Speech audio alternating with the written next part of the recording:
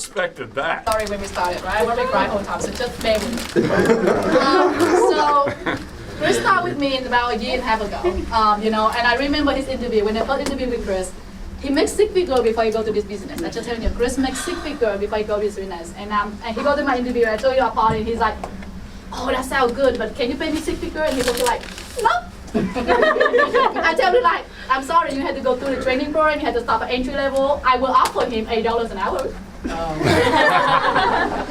And maybe commission if you do well.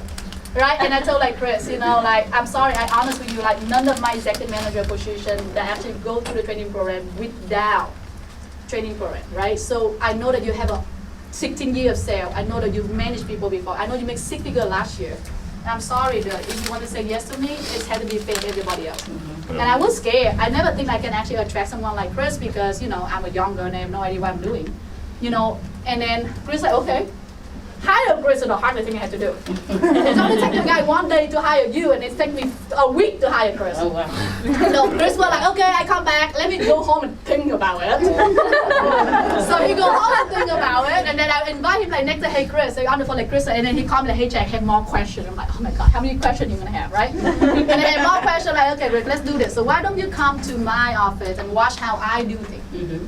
And then he showed up in the atmosphere, I remember, and he just watched. He's just sitting there and taking notes and watch. We running this meeting like this. We do all the stuff. And at the end, I'm like, okay, Chris, watching this. When he's taking a week for me to skeptical with me, but as soon as he say yes to me, it's like like okay, 2020 with 0 people on his team, right? 5 months ago, and then when Ray and Erica will come back with me, and then and then they all building up together. He just stopped. That's my mentor right there.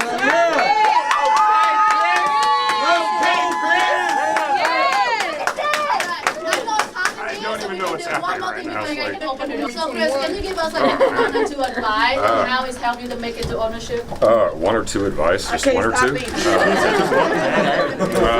Well, I can tell you right now for sure, she's standing right next to me.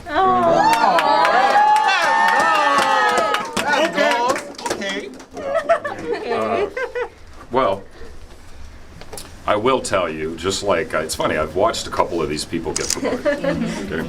And you're like, what the hell would you say in that circumstance? and like at this point, you just kind of like say to yourself, like, you will want to quit.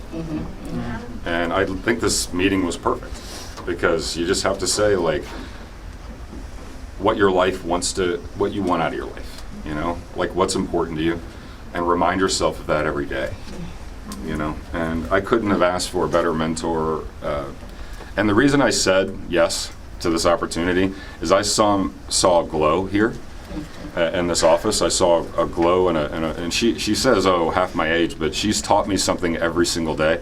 And I've told all of you this, that like, I don't know, they make those motivational videos, right? But the thing is, I've had more personal and professional development in my time here than I have in my last 16 years. And that is what I try to bring every day to everybody else. Yes, sir. I've been learning, I can tell you one challenge, learning to create the lifestyle instead of a work-life balance. And it's something I'm always going to work on. But I'll always be here for you, and I've made the best of friends. And all I just have to say, I don't know what to say. And I'm not going to curse on my